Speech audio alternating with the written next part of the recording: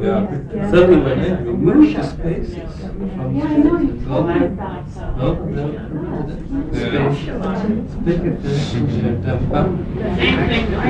We're going to start with the second part. We'll start off with some German poems, and it'll be interesting to compare them with the Dutch. And these are by a man named Christian Morgenstern. And Morgenstern means morning star. And what it was is he wrote poems that are sort of semi-nonsense poems. And they come out somehow profound, especially in the German. He tried to be profound and it came out nonsense. So these are the poems really that he's famous for, that all this serious stuff sort of disappeared. And they're called gallows songs, Galgenlieder. So here's some of these. Der Lattenzaun. Es war einmal ein Lattenzaun, mit Zwischenraum hindurchzuschauen. Ein Architekt, der dieses sah, stand eines Abends plötzlich da und nahm den Zwischenraum heraus und baute daraus ein großes Haus. Der Zaun indessen stand ganz dumm, mit Latten ohne was herum. Ein Anblick grässlich und gemein, drum zog ihn der Senat auch ein. Der Architekt jedoch entfloh nach Afrika und Amerika. It's called The Picket Fence. One time there was a picket fence, with space to gaze from hence to thence. An architect who saw this sight approached it suddenly one night, removed the spaces from the fence, and built of them a residence. The picket fence stood there dumbfounded, with pickets wholly unsurrounded. A view so naked and obscene, the Senate had to intervene. The architect, however, flew to Afrika or America.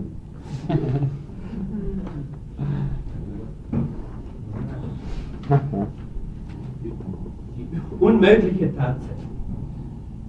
Palmström etwas schon an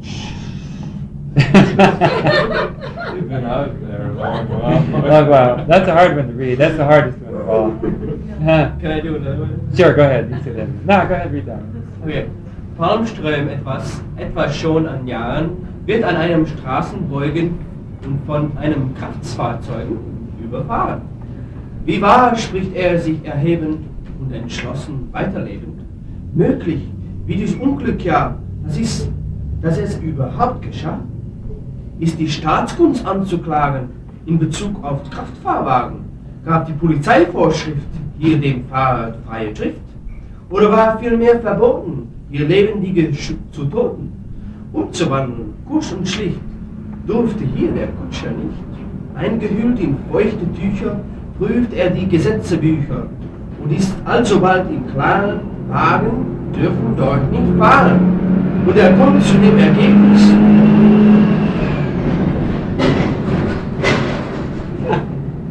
nur ein Traum war das Erlebnis, weil, so schließt er messerscharf, nicht sein kann, was nicht sein darf.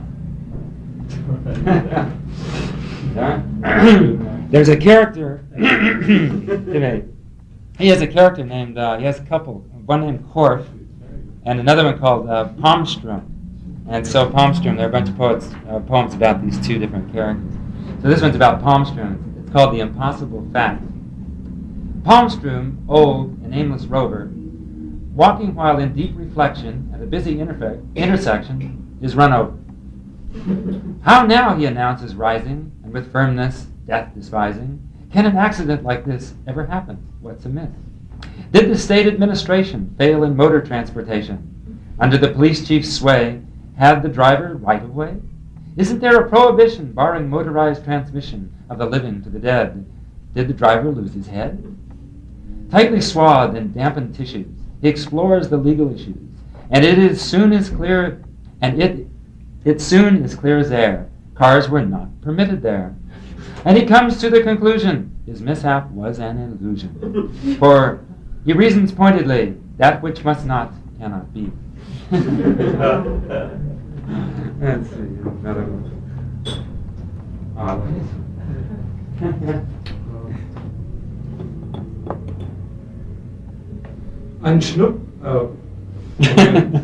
Der Schnupfen.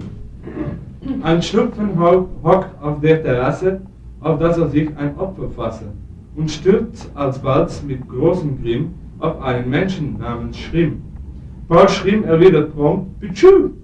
und hat ihn drauf bis Montag früh. Also, tschüss, früh. Excuse me, please. The sniffle. A sniffle crouches on the terrace to catch a victim he can harass. And suddenly he jumps with vim upon a man named by name of Shrim. Paul Shrim, responding with "Hachoo," is stuck with him the weekend through. Oh, here we get into some of the gallows songs, and these are the guys on the gallows, hanging there, I guess. The chorus? Mm-hmm.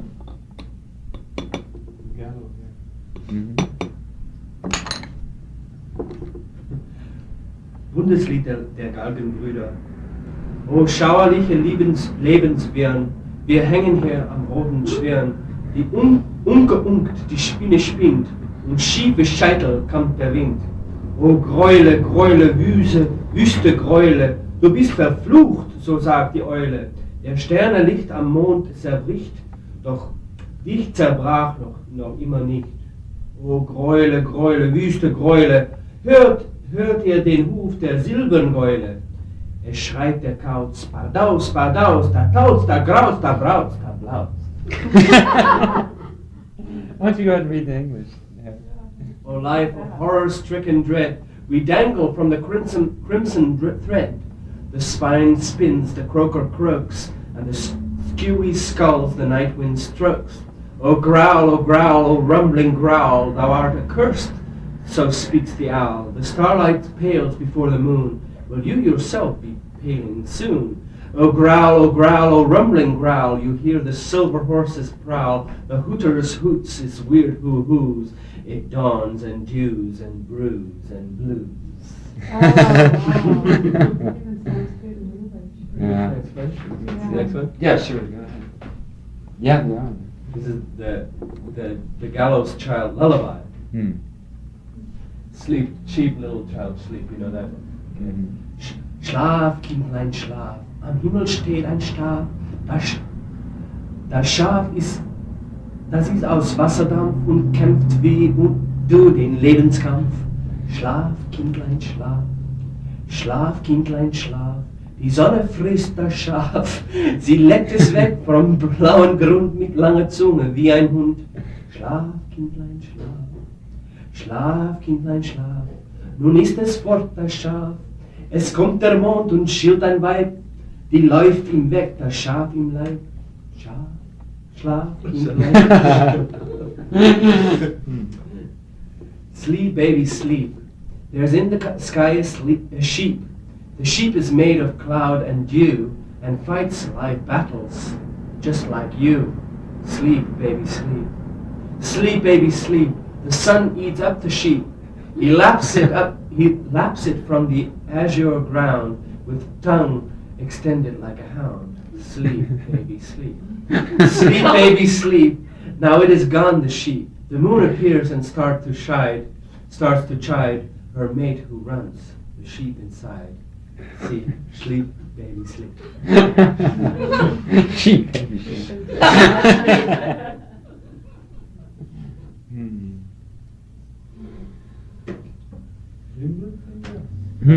Das Knie, the knee, I guess. Ein Knie geht einsam durch die Welt. Es ist ein Knie, sonst nichts. Es ist kein Baum, es ist kein Zelt. Es ist ein Knie, sonst nichts. Im Kriege war einmal ein Mann, erschossen, und. Das Knie allein blieb unverletzt, als wäre es ein Heiligtum. Seitdem geht's einsam durch die Welt.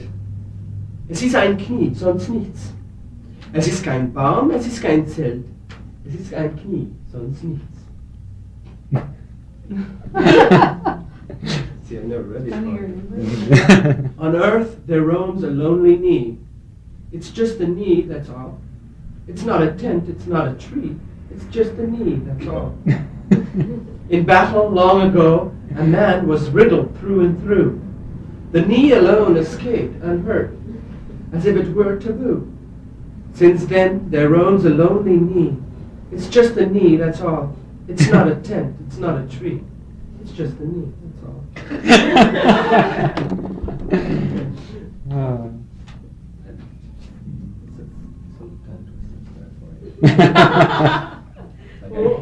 Ein super Luxusbonbon, wie die dort sein können. Oder so, Der Lollipop. das Hemd. Kennst du das einsame Hemd? Flattertata, flattertata. Der Strug ist was verdämmt. Flattertata, flattertata. Es knattert und rattert im Winde. Winderudai, Winderudai. Es weint wie ein kleines Kind. Winderudai, Winderudai. Das ist das einsame Hemd. Well, I'll try it in English. Song of the derelict shirt. No, yeah, the derelict shirt. Well, do you do it in English? Yeah. It's sort of like a translation like an Irish, right? Yeah. Know ye the derelict shirt? Flutterata, flutterata. He's damned who used to wear it. Flutterata, flutterata. It's chucked and it's plucked by the gale. Windarudai, windarudai. It whines with a babyish wail. Windarudai, windarudai. That is the derelict shirt. Shirt. Oh, well, we have one more here. What's a chariot? Shirt. Shirt. Shirt. Oh, It's like a shirt. Shirt. Derelict has the. Okay, one. Chariot, what's that? Hoe zou je rijmen en dicht zonder je hand op te leggen? I don't Hmm. know. See if I can. How about? Is it good? Can I borrow this? Mhm. Okay, die Möwenlied, Seagulls.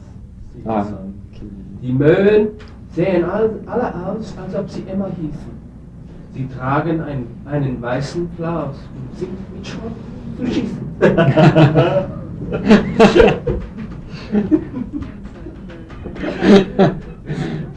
Jonathan Livingston Seagull, eat your heart out. Merva Seagulls. Ich schieße keine Möwe tot.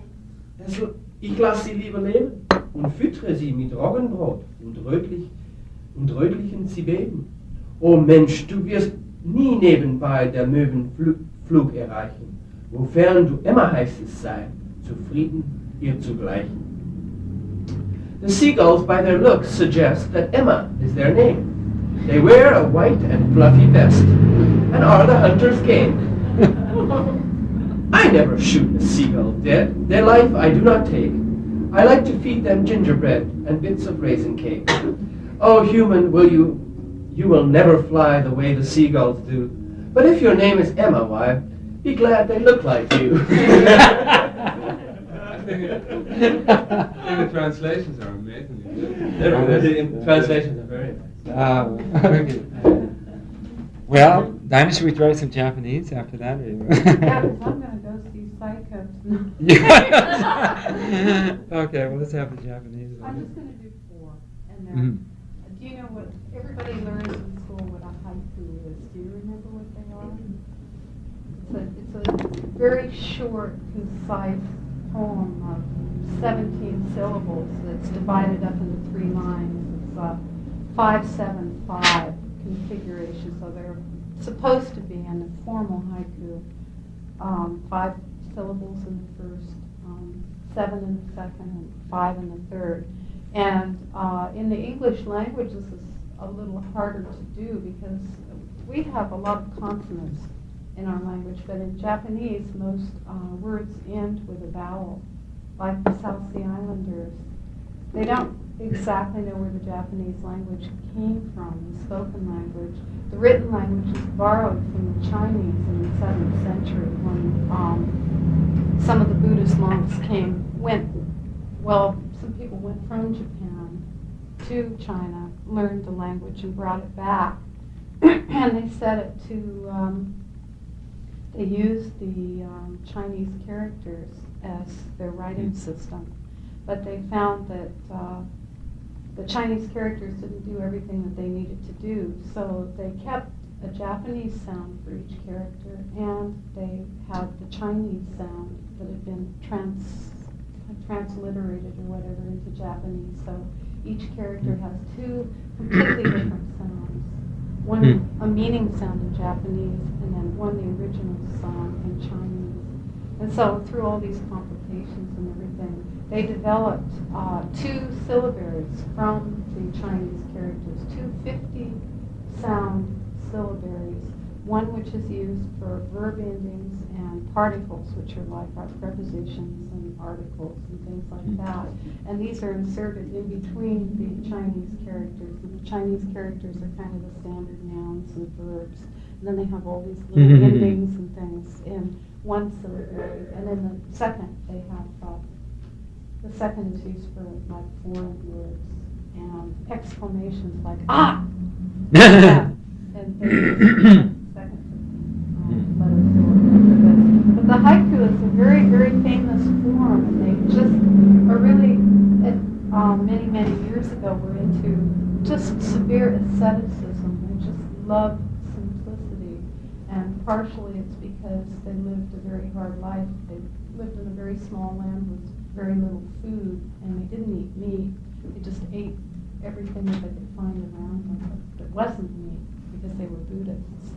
And the old lords and ladies, for amusement, used to write each other poetry all the time, and they used to one would start with a little poem and then give it to the lady. But they did it in very unusual ways. They'd write it on a leaf, fresh, or they'd write it on the petal of a flower, and just carelessly place it somewhere, an exact place for somebody to pick up. Or they had just wonderful hand-pressed papers, and they would carelessly tear a strip off that was just right and write this poem on it, and then the answer on the other side. And they were carrying these little leaves around with them. And so the haiku actually in the old days was a kind of, it was a poem that had an answer and then another response and another response and another. And the longer form of the haiku, which is 5 lines, is called a tanka, and it's just 5, 7, 5, 7, 5 syllables. This is I only have 2 books, unfortunately, that have both the Japanese and the English, so that you can just hear them. This is wonderful. This is done by an old American, and he lived in Japan for so many years that he really has the feeling of the Japanese. One of the most important things about the haiku is that it's a seasonal poem, and in the strict sense, you should have a feeling in it of one of the seasons. It has to carry a feeling of nature and a feeling of one of the seasons. And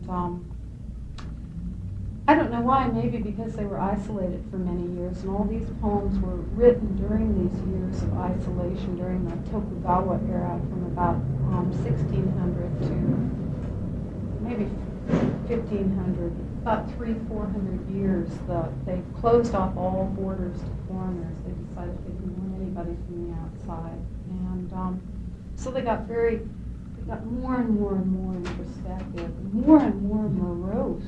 These poems are just full of sadness and moroseness. But one thing I just loved about the Japanese is that in their artwork, they not only celebrate perfection, but they celebrate those little accidents of nature that we would toss out as being imperfect, like when they'll draw a painting, when they'll use the sumi-ink, or they'll use the ink paintings, just ink on white. They'll do a persimmon with a leaf with a hole in it that's been gnawed by a caterpillar or something. And sometimes they just focus all their attention, and a lot of these poems are just focused on just one little leaf or just one thing. And then what this does is it just opens up your whole imagination if you're into it, so that you can just see the whole picture. And the language is poetical. This poem was written by Isa, who's a very, very simple man. He just kind of lived in a little hut and wrote on leaves and things for years. And he enjoyed I'll start with spring. He just enjoyed the pure simplicity of early spring. Because in Japan, often springtime was a time of just, wild winds and torrential rains. And so he says, Asarito haru wa kimi keri asagi sora. If you didn't get that, it means pure simplicity marks the arrival of spring, a pale yellow sky. That's it. I just want to say about Isa, there's a whole book of Isa in a University of California translation. And it's like a diary with a lot of small poems in it. And he's very humane. He's very mixed up in ordinary human life. Yeah, absolutely. And the little banana frog swaying on the leaf, and he just had a feeling for all of nature. He was a very simple man and a very, very loving man. One of the things that just was amazing to me in Japan was just the cherry blossoms and how important they are in Japanese life. Apparently, the Chinese revere plum blossoms because they are the first sign of spring. And the Japanese pick this up, but then they have their cherry blossoms, and those are very important to them. And every spring is just absolute madness, because when the cherry blossoms come out, they come out for only 1 week. And the radio stations and the television stations are announcing the cherry blossom time and the progress, and you can hear it all the way from the southern island when they excitedly, the first cherry blossoms in Kyushu were sighted, in such and such a park, and then it works all the way up through the north, and so they actually have weeks and weeks, and people take bus tours. They start in the south and they tour just so they can catch these blossoms. But one thing they do that is just absolutely amazing is they all go to the parks during cherry blossom time and just drink themselves senseless. And it's just wonderful because they just get so wonderfully foolish. They lose all this, kind of samurai demeanor, and they just are rolling on the ground and, just pissing on the trees. And it's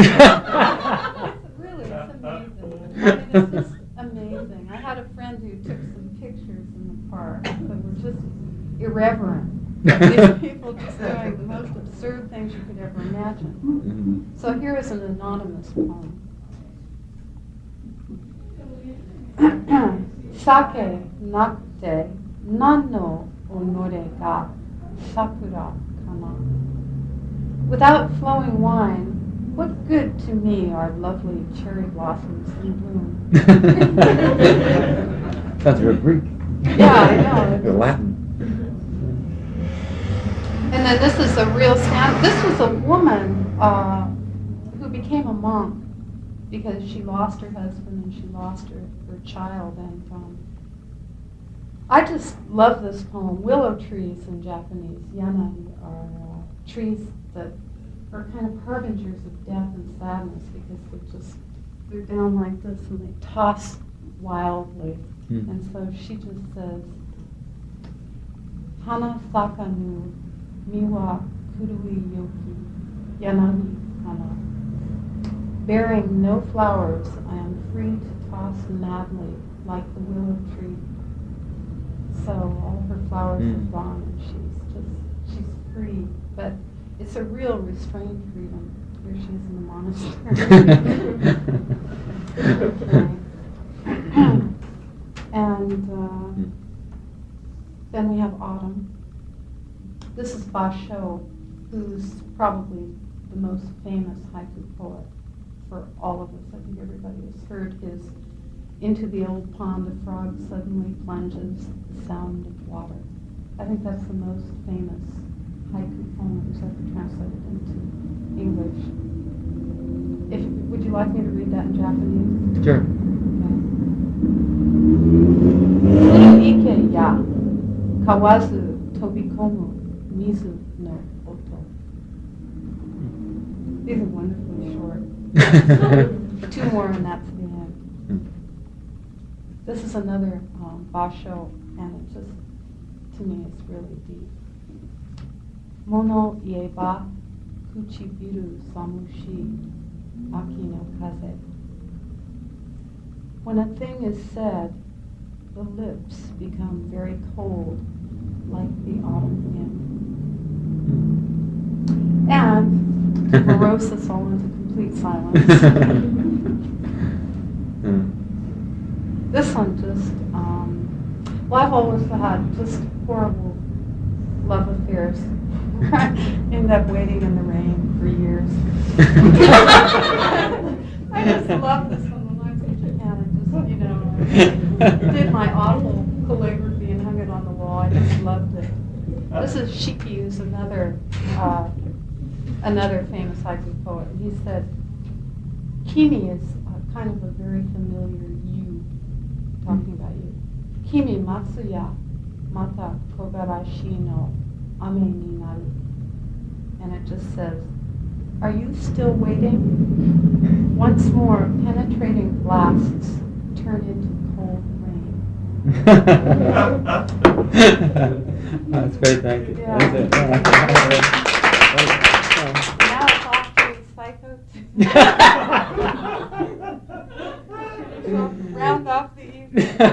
Thank you, and I'm sorry, I'd love to hear you sometime. Okay. Thank you very much. Yeah. Let's do it again sometime. Maybe Maybe you'll that- still be when I get out and I can tell you about it. Okay. Sally, do you want to go ahead and read some Spanish? Okay. I'll read it. Yeah. Yeah. Is there a back? Yeah, there is. Thanks. Hmm.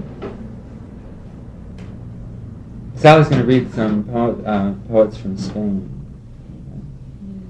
Uh-huh. I'll read a couple. This one is called The Delicately Sloping Neck. This is from Unamuno? Is that? This is from Miguel de Unamuno. La cumba languida, el cuello de la espiega, doranse alzó los granos, rumbelos la brisa, a la que cierne, su cabellera erguida, soñando cabecilla, soñando el lecho de la tría, y soñando la abuela, que hace la farina, y soñando la masa, ya ayuda, de pan de vida, pan que hace mano, y soñando la mano que echa semilla.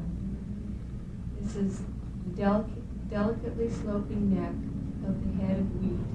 The grains are turning yellow in the sun, and the light wind in which it shakes out its lifted hair is polishing them. The head nods as it dreams, dreaming of the thresher's bed, of the grindstone that makes the flour, dreaming of the risen dough, of the bread of life, the bread kneaded by hand, and dreaming of the hand that casts the seed. This is early 19th century.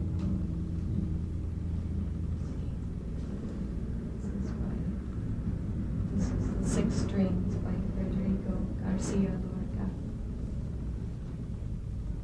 Las seis cuerdas, la guitarra, hace llorar a los sueños, el sollozo de las almas perdidas, se escape por su boca, redonda, y como la tarántula, teje una gran estrella para cazar sus brillos, que flotan en su negro, aljiba de madera. The guitar makes dreams cry. The crying of the lost souls escapes from its round mouth, and like the tarantula, it weaves a huge star to catch sighs that float on its back, that float on its black wooden tank. So, there's another one. It's by Raphael Alberti. If my voice dies while on lands, si mi voz muriera en la tierra, si mi voz muriera en la tierra, llevarla al nivel del mar y dejada en la ribera, llevarla al nivel del mar y nombrarla capitana de un blanco bajel del guerra. Oh, mi voz, condecorada con la insignia marinera, sobre el corazón un ancla, y sobre el ancla una estrella, y sobre la estrella el viento, y sobre el viento la vela.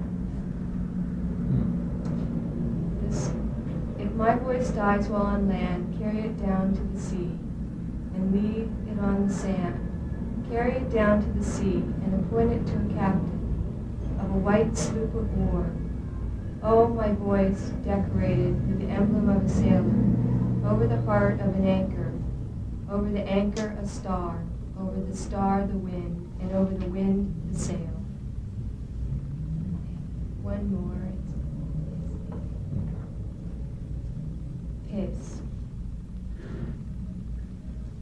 Por entre manos húmedas que agitas blandamente, vas tú, pez desnudo, espada velocísima, que pasas y te olvidas de tu vuela. Como una estrella, mudo, derribas a la tumba donde el sonido dijiste. Oscura sentencia, río corazón con tranquillas, ya muy cerca la tierra, de la tierra donde se sostiene el agua. Arriba, no lo sabes, las águilas. Fish. You go between wet hands that gently weave, naked fish, flashing sword that passes by. You forget where you cut the water. A quiet star, drifting down to the grave where sound lives. Dark future, frozen heart with gills, already next to the earth where the water makes its bed. Above, unknown to you, eagles. Okay. Actually, could you read that Capella song? Because it's interesting, is the Spanish starts sounding like Latin to me.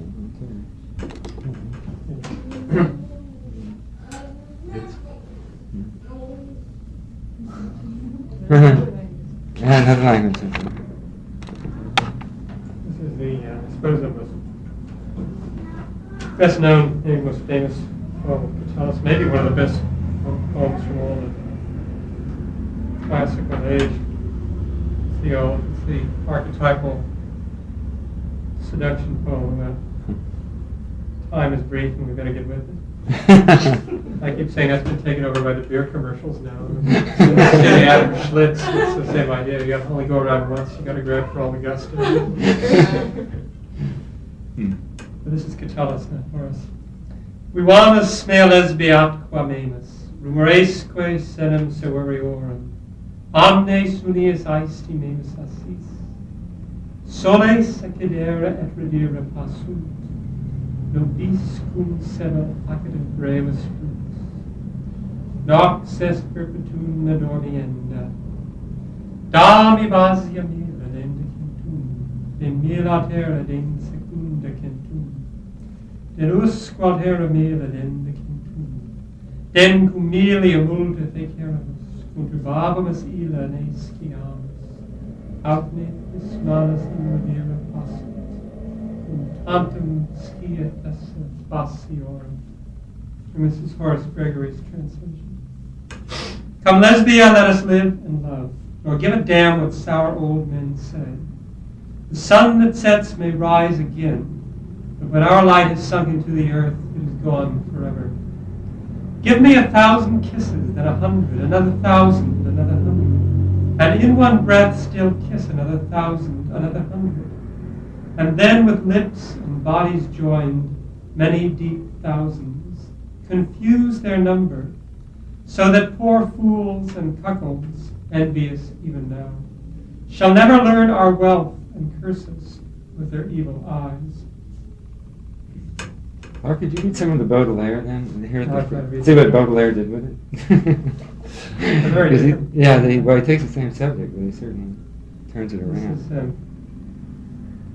I thought the one I'd read is again, probably the best known, the sort of prologue to Fred and Mal, addressed to the reader, or they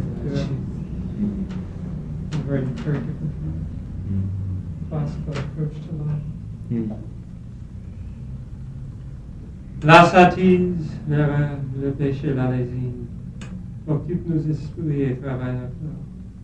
Et nous alimentons nos aimables remords, comme les mendiants nourrissent le revenu. Nos péchés sont têtus, nos repentirs sont lâches. Nous faisons payer grâce à nos amis. Nous rentrons gaiement dans le chemin ouvert. Croyez pas de ville pleure avec toutes nos tâches. C'est l'oreille du mal, c'est Satan trémégisse. Baisse longuement notre esprit enchanté. Et la riche métal de notre volonté est tout vaporisé par ce savachise. C'est le diable et la fille qui nous remue. Aux objets répugnants, nous trouvons des apparts.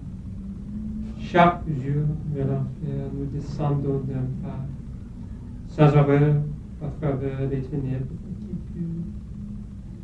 Ainsi qu'un débauché pauvre, qui baise et mange de ses matérialisés d'une antiquitaine.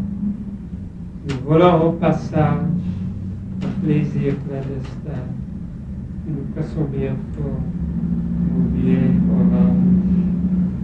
Serrés, fumigants, comme un million d'hermènes, dans nos cerveaux vibrante un peuple de démons.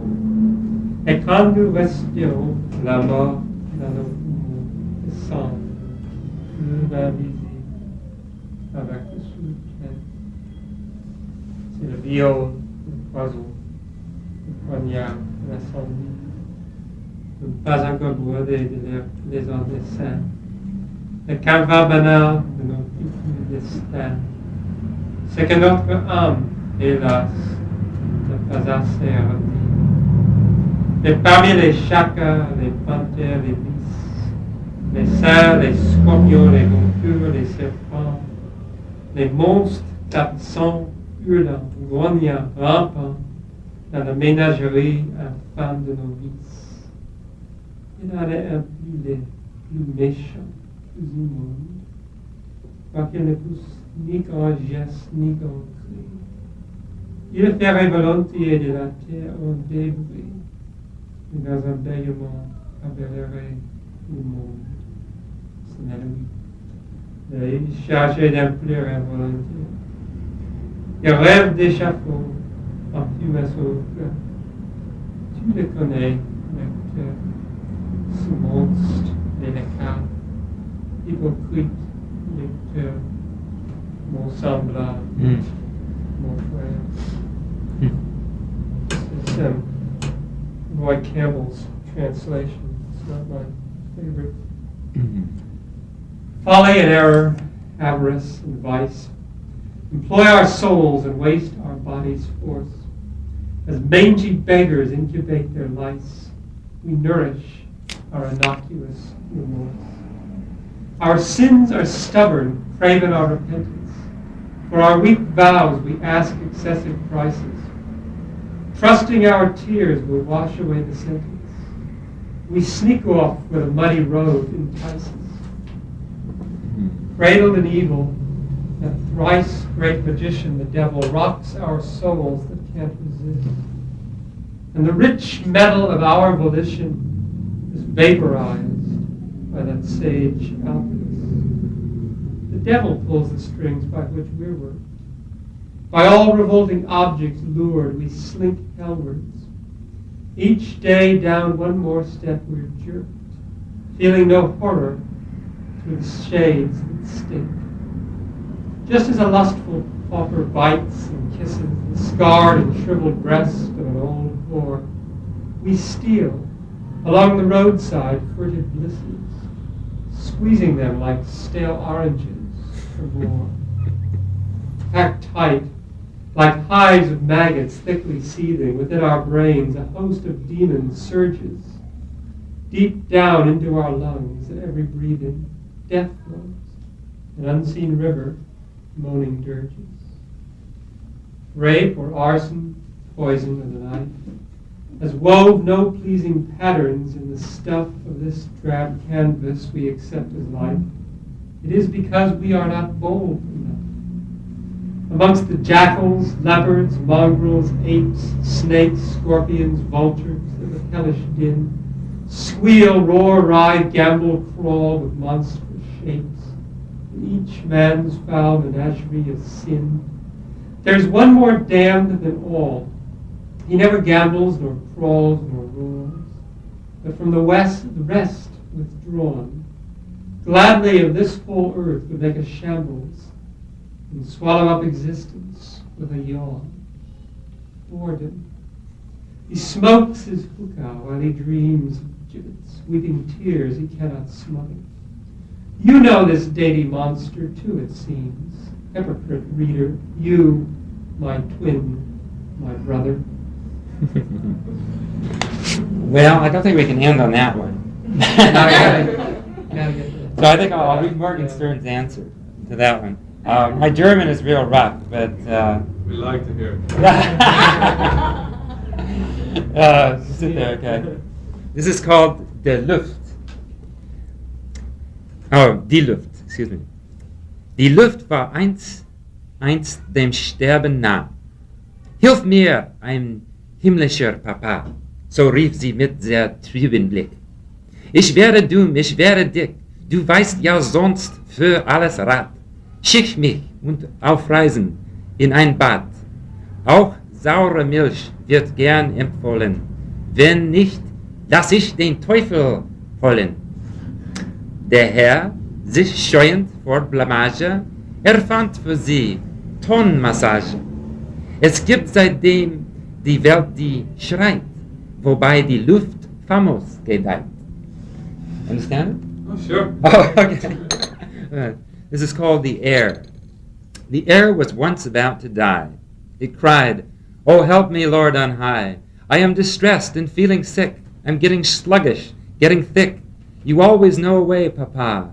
Send me abroad or to a spa, or buttermilk may cure and heal, or else to the devil I'll appeal."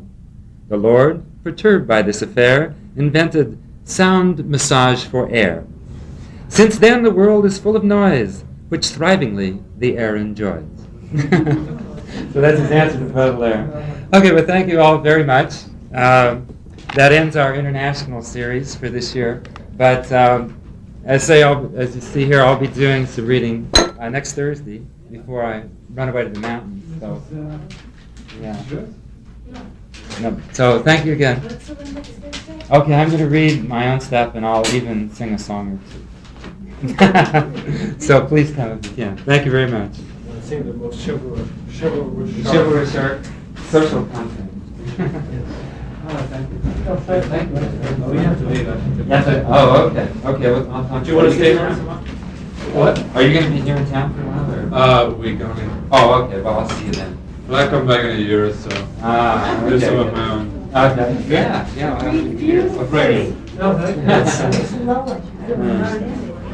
Take it on? You want to meet Tom? Right.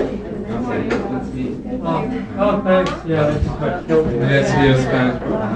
Turned out to be an enormous amount of work. Destroyed Just trying. Just tried to do it. What fun? Yeah, but one better and better. Well, twice. Thanks a lot. Somebody else did But I it. had like It was fun. I learned fine it. as well. Yeah. Read the book. I had no idea. Just do the lessons. So make more.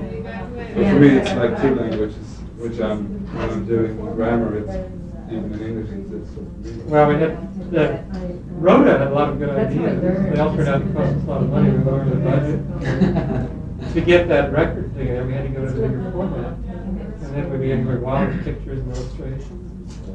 Diane said the Write record. it down. would it- Yeah, I heard, yeah, thank you. Yeah, I've heard it. Yeah, for like organ music, I don't know anything about it, but I've learned. Do they have it? Well, I had to order. He was enthusiastic. They may have, I Very think hard, they very have ordered perfectionist, so in some ways it was a When lot they of order trouble. something, I but think In they the have. long run, I think everything when it turned out well. It cost money. Yeah, are you still interested in doing a journal? Yeah, I got that guy's phone number, and I could give it a call because I just been so Yeah. busy. But I thought now that school's out, maybe I get a chance to put together. Yeah. But I still think that's a great idea. These guys are. A fellow was here the other night, the printer, said he was interested in getting together a Chico review or Do you something. like these chairs? And I said I was really interested, but I don't have any money. I don't know if he has any money. to put the play with. I don't think he has money, but start somewhere. I talked to Ellen Walker, I talked to Casey, Oh, did you? Diana. I thought maybe we get a lot of people who are together and just see what the possibilities Yeah, are. but you can find all kinds of scrap paper and free presses, and that's the way to go as far as Huff's Yeah. office. Good. mate, I- See you again. fun. Yeah. Goodbye. All right, good night. Oh, Thank you very much, Good Sarah. night. We'll see you Oh, again. well, Take care. Thank you. Yeah. It's nice. Um, He has a small press. He was talking someday about trying to get some started from plastic. Casey, what? No, his, I can't remember his I think name. we did. One day it was Bowman for a while, but it wouldn't be Bowman. Not Coffin. Was it Tim Coffin? Cool. Yeah, yeah. Colton? Coffin, yeah. I didn't know he had a press. Yeah, it said something about What? it. Maybe that was in the past. I thought he was talking about still trying to get something bigger. Well, yeah, it would be good. Yeah, I don't know. He's away for the summer now. He's back down in San Diego. I don't know if he's going to be on leave next semester. Oh, not right away. That's right. Well, he tries to go on leave every chance he gets, which I don't blame him. Oh, the Harris Brigade was cooking there. Or Yeah. it's a crowd, so. I enjoyed it. I'm going to Okay. come listen to your readings. Oh, okay, great. Please do it. Yeah, I need some. Tell me to.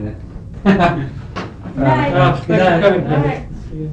You got time for a drink, Mark? Yeah. Oh.